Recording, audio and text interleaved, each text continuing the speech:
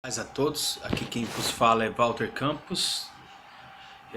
Estou gravando o meu testemunho para que vocês possam ajudar, entender, compreender e não desistir das pessoas. Eu quero começar o meu testemunho desde criança. Eu nasci num lar onde pai e mãe eram alcoólatras. Então eu nasci nessa influência, onde eu via meu pai fumando, minha mãe bebendo.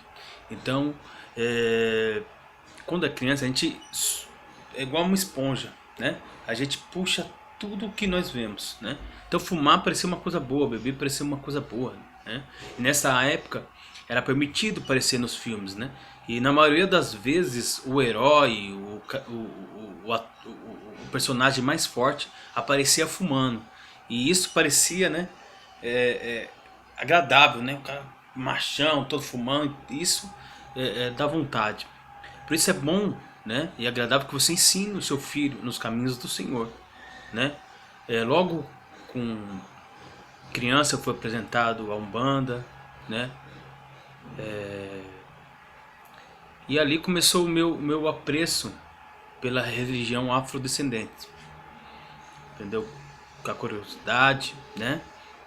E eu fui crescendo, né? Cheio de... Porque não é fácil ver pai e mãe alcoólatras, né? Eu fui crescendo, revoltado, né? E às vezes eu imaginava fugindo, saindo de casa, às vezes eu queria que alguém morresse para acabar com aquele sofrimento, né? Eram muitas brigas, muita violência, e foi nesse lar que eu cresci, né? Mas Jesus tem uma providência para todos nós. Jesus quer salvar a todos nós. Quando eu fiz 14 anos de idade, estava passando na frente de uma igreja, juntamente com meu pai. Nós fomos convidados para entrar na igreja. E ali naquela igreja eu conhecia os jovens que estudavam comigo. E eu senti o desejo de vir para a igreja. E aceitei a Jesus com 14 anos de idade. E a minha vida foi mudando. Minha vida mudou. Era um jovem que não tinha nada, não conhecia o mundo, né? Conhecia só a dor e o ódio. E a igreja foi me dando, né? Alegria, felicidade, né? A gente louvava na mocidade, era uma maravilha. E eu comecei a trabalhar, né? Só que como a gente não tinha estrutura, não tinha educação, né? Não tinha força para vencer o mundo, eu fui atraído pelo mesmo, né? Porque o mundo se apresenta como uma coisa agradável. Droga, bebida, todo mundo rindo, né? Um mundo novo. E depois de uns 6 meses eu saí da igreja, né? Estava sendo abençoado, próspero e abandonei o Cristo.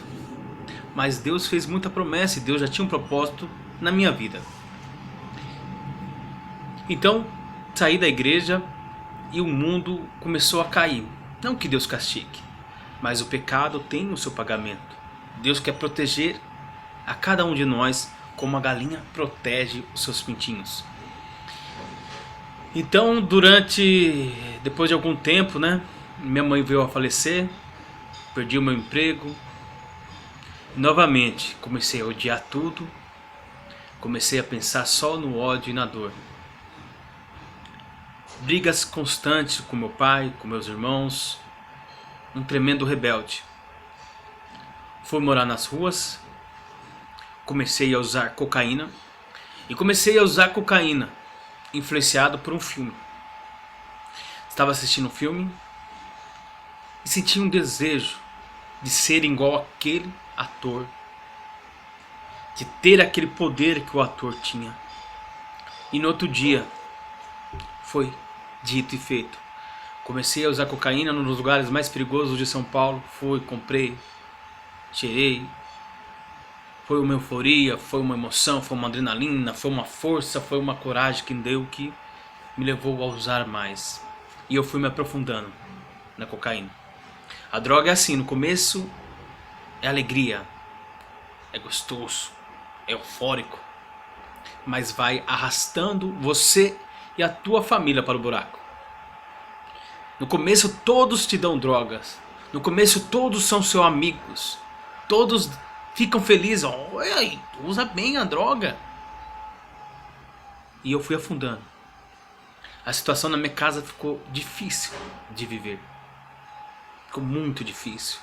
muitas brigas com meus pais, com meu pai, aliás, com meu irmão, e foi insustentável.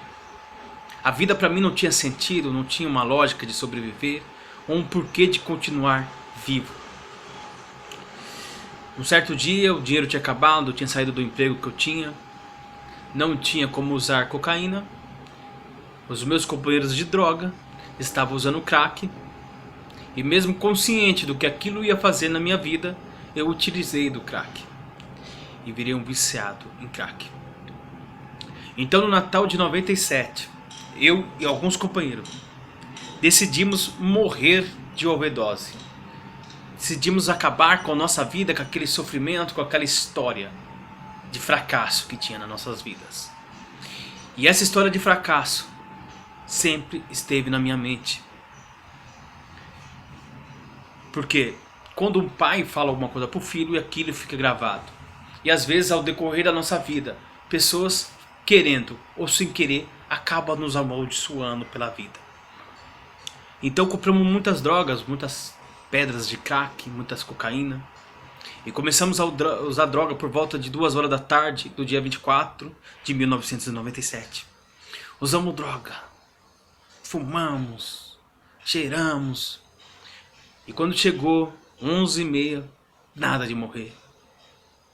Nada. Acabou a droga. Mandamos alguém buscar mais, tinha mais dinheiro. As pessoas que foram buscar não voltaram.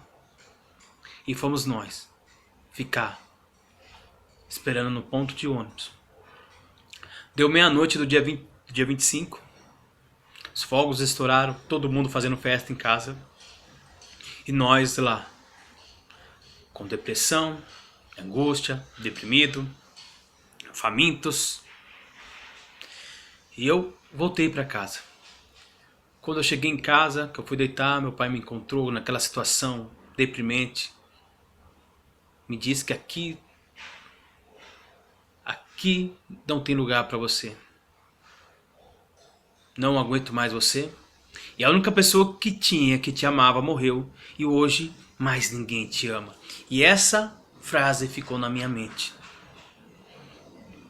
Então eu peguei o meu cobertor vermelho, 2 peças de roupa e fui morar numa casa onde todos usavam drogas. Essa casa era o refúgio, onde as pessoas que saíam da cadeia iam para lá, onde as pessoas que queriam usar iam para lá.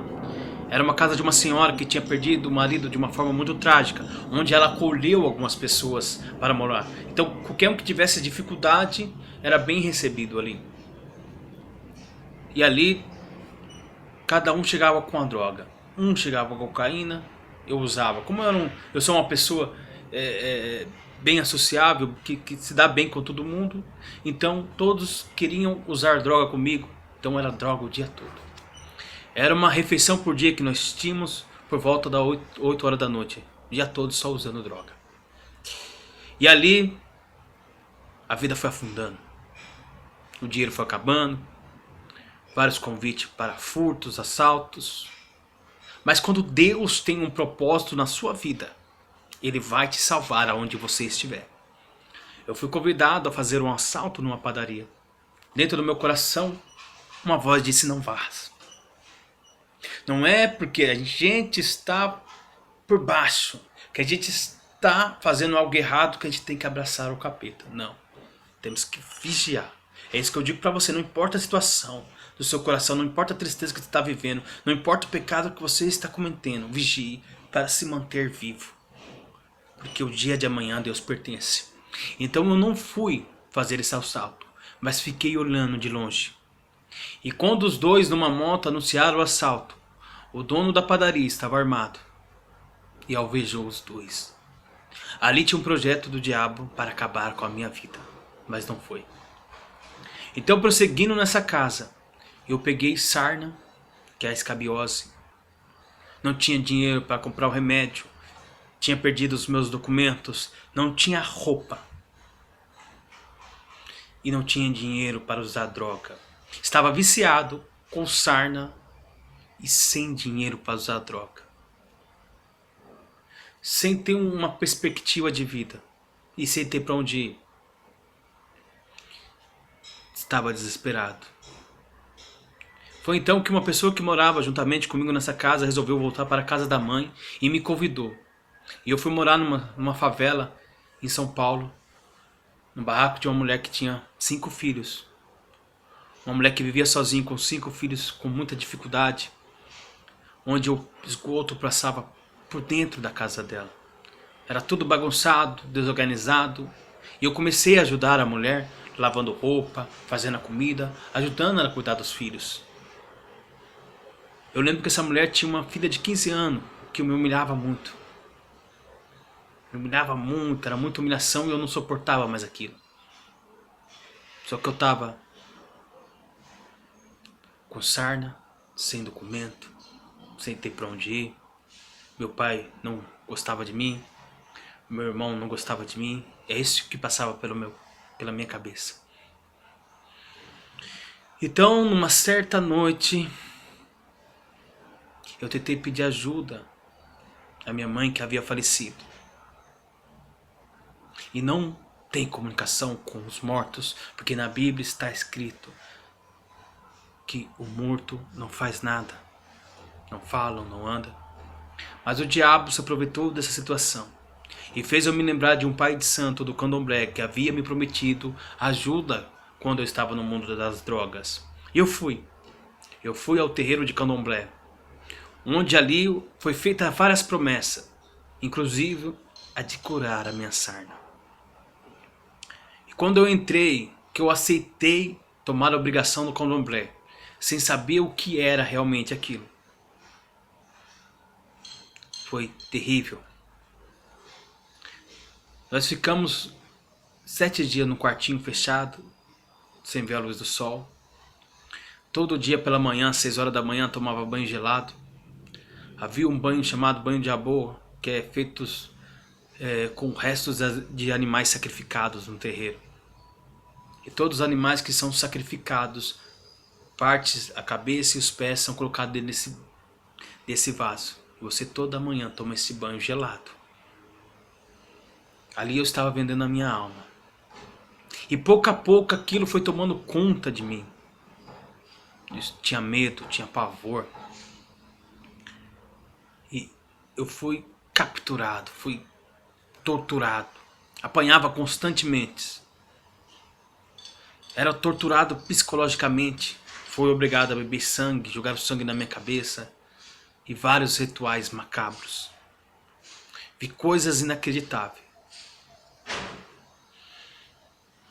Um dia eu fui obrigado a beber 2 litros de uísque, de conhaque, aliás. Passei mal, depois fui espancado, torturado.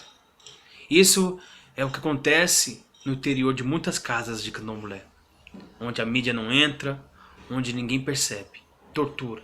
Você é obrigado a obedecer todas as ordens do seu pai de santo. Todas as ordens. Ele vira seu dono e você vira cavalo, vira escravo dos tais orixás. Eu temia de medo, obedecia 100%.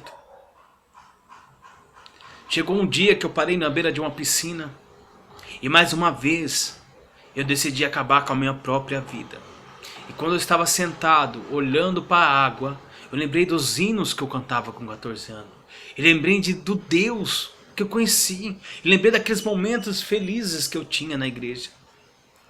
E eu disse: Jesus, se você me ajuda, se você existe, me ajuda. Me livra. Em questão de segundos, apareceu um jovem e diz: Ei, teu pai está lá no terreiro de candomblé te chamando para casa. E eu fui. E eu lembro da conversa até hoje que eu tive com meu pai, do caminho do centro do candomblé até em casa. Meu pai ainda preocupado, porque eu discutia e brigava muito com meu irmão, mas ali foi um alívio. Quando eu pus o pé na casa de meu pai, eu falei que nunca mais entraria no terreiro. Mas eu ainda tinha medo, muito medo. Falei pro pai de santo que não queria mais ser adepto daquela religião maligna, que para mim foi horrível. E ele disse: se você sair, certamente morrerás. e disse que ia chamar traficante para me matar, que ia fazer a maior macumba e acabar com a minha vida. Eu disse para ele: morto eu já estava, eu quero é vida. Mas eu tinha medo de entrar na igreja e realmente morrer dentro da igreja.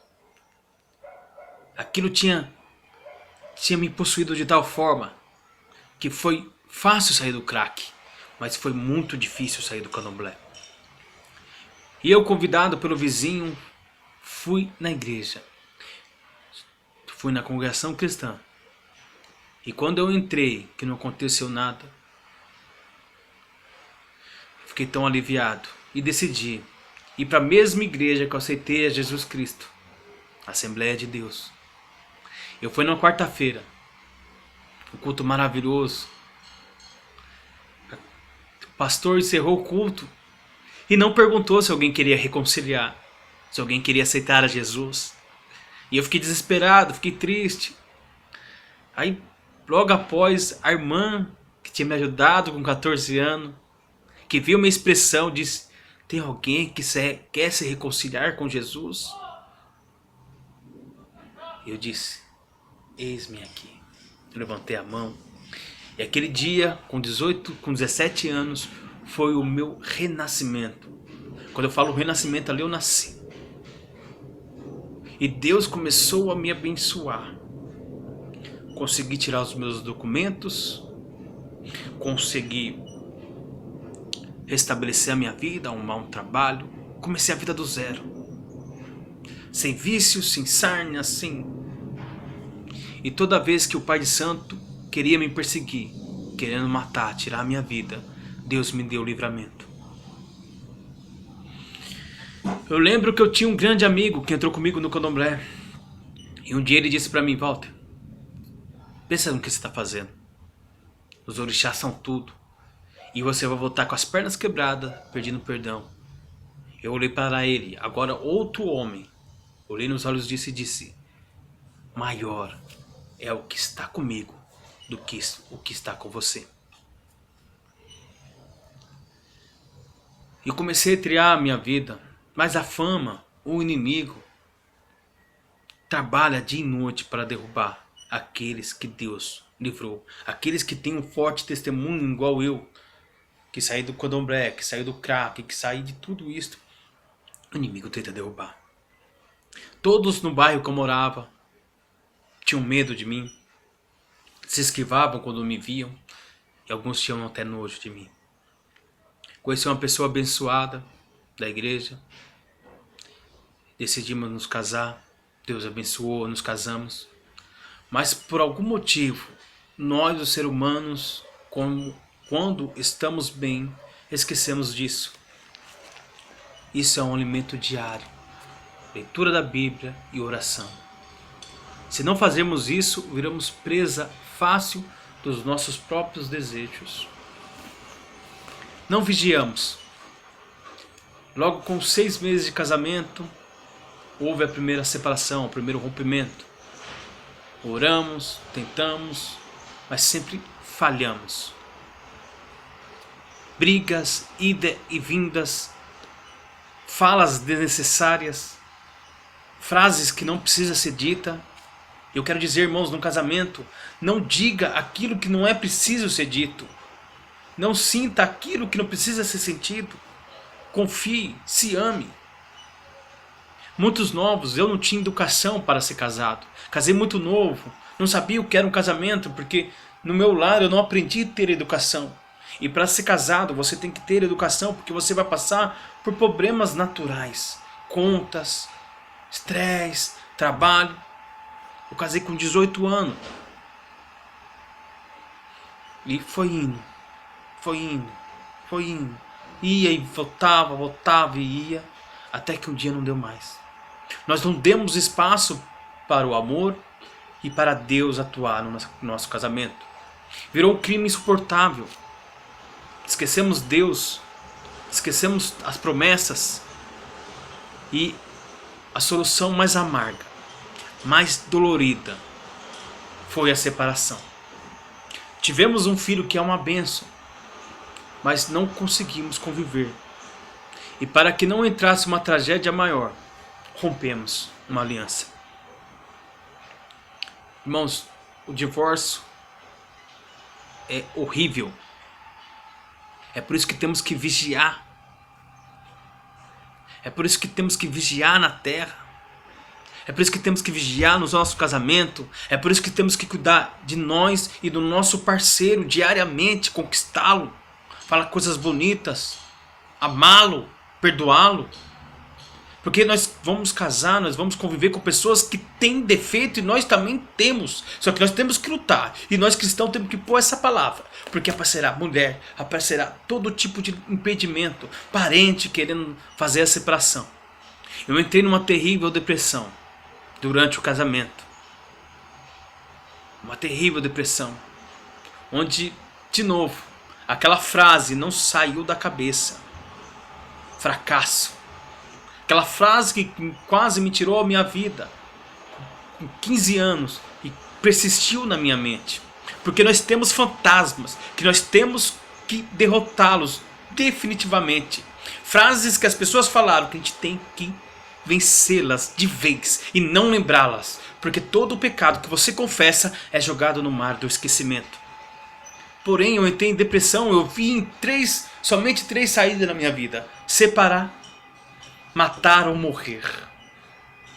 Tinha briga física, né? Violência, ciúmes, não deu para conviver. Separamos e a separação é horrível, mas foi a solução.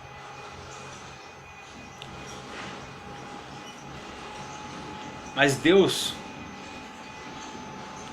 atua com amor. Esse tema separação, irmãos, eu confesso a ti como alguém que já viveu. Faça tudo pelo seu casamento. Faça tudo pelo seu casamento. Mas o casamento é feito por duas pessoas. Preserve a sua vida.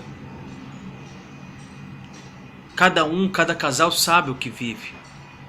Eu sei que Deus pode qualquer coisa, isso eu não duvido. Nunca duvidei.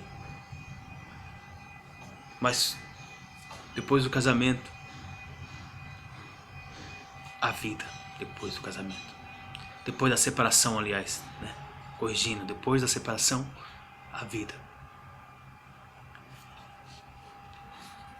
Ali a gente amadureceu, tanto eu como ela. Aprendemos onde erramos. Aprendemos o que deu errado. Entendemos o que é uma família. Hoje ela é uma pessoa que fez a sua família. É uma pessoa que está andando com Deus, uma pessoa maravilhosa, uma missionária, casada com um pastor. A vida dela segue bem, somos grandes amigos. Ela é uma pessoa abençoada, é uma pessoa que Deus tem um propósito enorme e ela está firme e forte na obra de Deus. Uma pessoa extraordinária que aprendeu com os erros. Eu encontrei uma pessoa maravilhosa, uma pessoa que me ajudou muito, uma pessoa que eu amo muito, uma pessoa que realmente é aquilo que eu precisava. Então, irmãos, outro conselho, quando somos novos, quando começamos a namorar, principalmente o homem, ele, na cabeça dele fica só um pensamento, liberdade sexual. Então você que é pastor de uma igreja, você que é ancião de uma igreja, tente, antes de fazer um casamento, explicar o que é um casamento, explicar essa luta, ver se as pessoas se combinam antes de casar. Hoje o mundo é diferente do século passado, da década passada. Hoje a mulher tem mais liberdade, hoje a mulher precisa realizar os sonhos. Então o casamento precisa difícil. O homem, por ser um pouco machista, tem essa dificuldade de tentar ajudar a mulher a conquistar os sonhos. E eu, por exemplo, tive medo do crescimento da minha mulher. Amém? Então vamos aí, o amor tem que vencer. A aliança é só com amor. Mas antes de usar esse remédio tão amargo chamado separação, peça ajuda ao pastor, pede ajuda ao ancião, pede conselho ao pai e à mãe, porque todo mundo sofre e é um fracasso que você vai levar ao final da vida. Eu quero dizer para vocês, irmãos, diante de tudo isso que eu vivi, sair das drogas, do candomblé, que tem religião pior do que o candomblé ainda, que te torna um escravo. Sair de um casamento não planejado,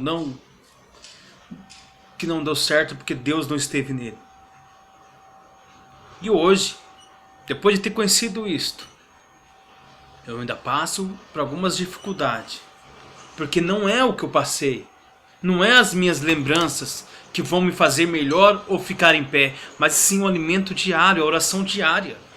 Eu apanhei ainda nesse casamento, eu estou sofrendo porque eu quis ser melhor do que a palavra de Deus. Porque eu dei mais pro meu trabalho do que para Deus. Eu me esforcei mais, virei gerente, virei diretor de uma loja e acabei esquecendo no meu Deus. E hoje eu apanhei porque eu não tenho nada.